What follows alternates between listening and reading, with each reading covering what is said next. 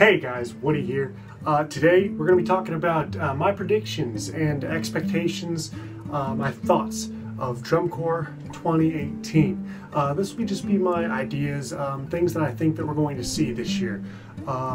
Just my thoughts, opinions, and thinking through the preseason of what we've seen so far of Drum Corps International.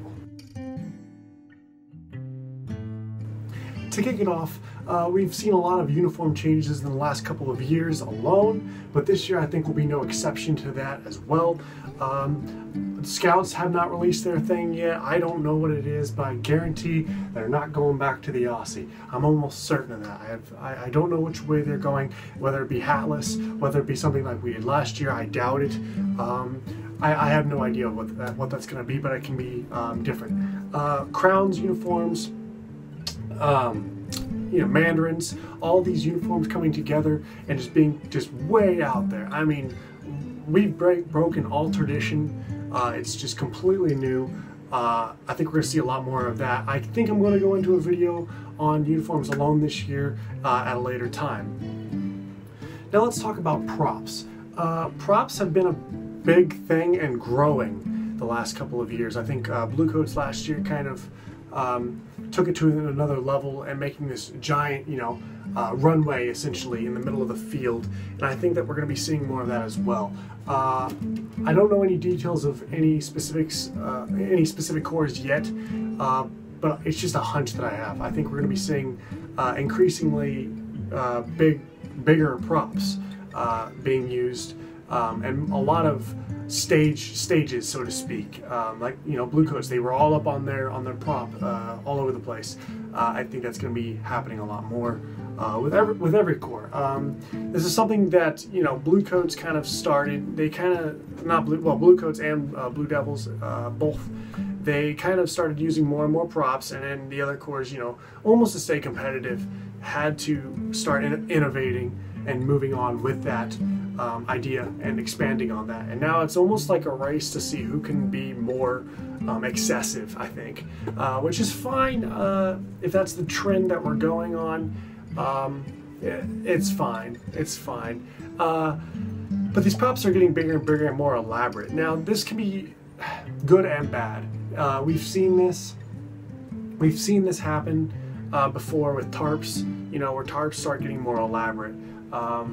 And I think that it's going to be showing a lot more as well. Tarps and big props. In BOA, I don't really talk too much on BOA, but last year in BOA we had a high school that covered the entire field with tarps. It was just one giant white tarp, and that's sort of moving toward the direction of WGI style event kind of deal, but taking it to a different level when you're using an entire field.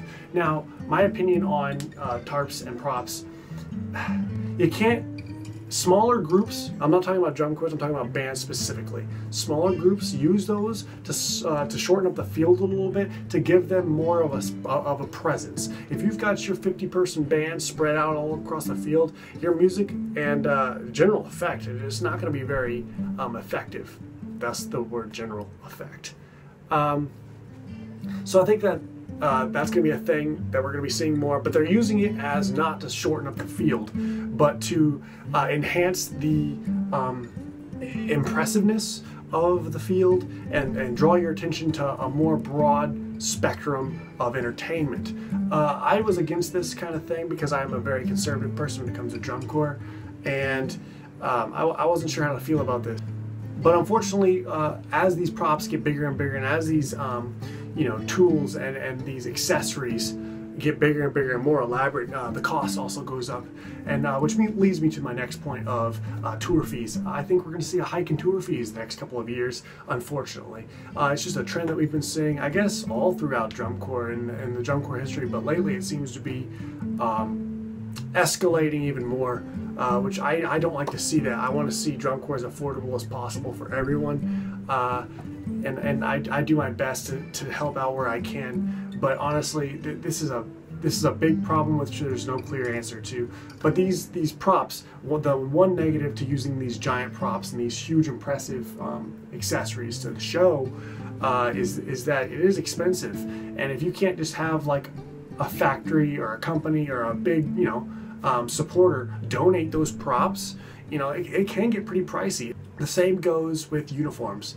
These uniforms are changing every year. Yes, uniforms have always been expensive, and with brands, Stanberry and all of them, you know, sponsoring cores, it does help a lot. However, you know, changing every year is can be expensive. I guess from what I understand, there is a loan program kind of deal to where you can rent the uniforms, but that's disgusting for one, and for two, it's just not practical, I don't think. But I do see our uniforms from last year, the Madison Scouts 2017, they got sold to a high school indoor group. Actually, I saw them posted quite a few times actually of pictures of our old uniforms being used at high school. Like I said, if I were a high schooler, it'd be really cool for me to be wearing a uniform from a drum corps. I think that'd be super awesome. And I know that they've been cleaned, but knowing what those uniforms go through, yeah, just let it speak for itself. Now, show-wise, I don't know what to expect. We can't really say if it's going to be a dark year or a happy year, music going or show theme going. It's gotten more and more askew from the norms. And by norms, I say, you know, using that classical music repertoire. We're getting into more of a avant-garde, if you're familiar with that term. Very, what's the term I'm looking for? Abstract. Very abstract music, very abstract show designs, and this is to create that unique sense of creativity in each corps, which is a very good thing, and I'm a huge advocate for individuality with each corps. It's just sometimes I feel that they're escaping from what the audience understands, and you know, it's great and all for you to explain it to somebody, but you shouldn't have to explain one of these shows to the audience, if that makes sense. An audience wants to sit there and look at the show and just be like, I get it. And those shows do the best. We've kind of been an exception lately to that rule with some of these shows where you look at it and you're just like, I don't get it. But then they win or they do very, very well. Now, there's a difference between, okay, I don't get it, and wow, that was very, you know, highly executed. Very, very well performed. There's a difference there. But for crowd enjoyability, I think that we're going to be able to see hopefully, I think we're going to see rise in crowd enjoyability. The last couple of years, there's just been a weird kind of thing between shows where it's just like, I don't get it, and it's just very abstract, and it's hard for people to understand who aren't musically, who don't have a very in-depth musical background, to where you're like, oh, well, that's bar talk, or oh, well, you know, that's, you know, this piece from such and such show in ballet or something. You know, it's hard to look into these backgrounds, and honestly, the crowd doesn't want to do that. They want to sit there and enjoy the show. So I think that yes, we're getting away from that. But I think that maybe this year, I'm very hopeful, that we're going to see a rise in understandability in the shows coming up. I'm hoping. Like I said, these aren't facts. These are just my take on what happened last year going into this year and what we've seen announced so far. Now again, I said that I would do a video on uniform announcements for this year, the uniform changes, and I will do that, just not right now. I'm waiting for a few more corps to come out with their uniforms. I can tell you right now, Scouts aren't going to release theirs until the first show. That's just what we've always done, and that's just who they are. You know, that's the one tradition I guess that they're sticking with. But I think that, you know, I think we're going to see some interesting and impressive displays of character development and flashiness in these shows. From the clips that I've seen of rehearsals and stuff, I have not seen any rehearsal or clips or anything from Scouts. I kind of am intentionally doing that, being my first year away. I want to be surprised by this show. I want to go out there whenever I go see them perform, and I want to be like, wow, there it is, that is cool. And I want to see little bits and pieces as it's in the works. But as I've seen these clips from Crown or Bluecoats or Blue Devils have come out with a few, any of these corps, Jersey Surf, you know, anybody. I'm seeing a lot of, again, abstractness, a lot of weird crunchy chords, and by crunchy I mean dissonant, you know, abstract, something that's, you know, it's a little tougher on the ears. It's not like that old traditional, like, here's a major chord, bam, in your face, it's gonna be loud. These chords are very, you know, characterized, and that's exactly what I was saying earlier about these shows having a very distinct character and a very distinct emotion. Typically when we think of crunchy chords, dissonance, we think of a darker themed, but like I said, I don't know if we're going to be necessarily seeing that this year. I think we can see a very hopeful style of show. Again, this is me being hopeful and thinking hopeful, but yeah, I don't know. I think we will see more tarps. I think we will see huge props, very, very interesting and very unique uniforms, a different abstract kind of style of music is what I'm predicting, and I don't know, like, I don't do core predictions of like, oh, who's gonna get first. I don't believe in that. I think that those cores should go out there and just perform the show to the best of their ability, and that's how that should be.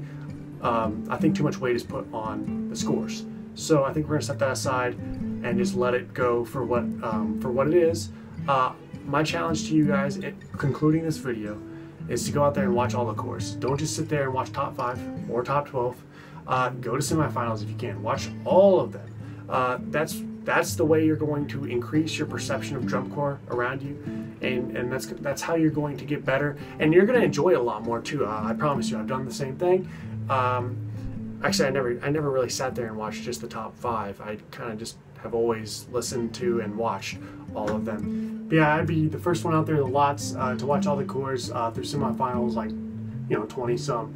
And I'd watch them all. You know, it's just so interesting to see their different personalities and just the way they go about things, and from an education standpoint, how they're doing things, because it is all very different. So that's my challenge to you this season. Go out, expand yourself, take your friends with you. Let's grow drum corps together, but as a more intelligent drum corps community, as opposed to just let's go top 5. Because that's not gonna help anyone. We want everyone to be involved in drum corps, and we want corps to be around and not have to fold because there's a lack of membership, or their fees are too expensive and they don't have enough auditionees to get that money to pay for their season. So that's my challenge to you guys.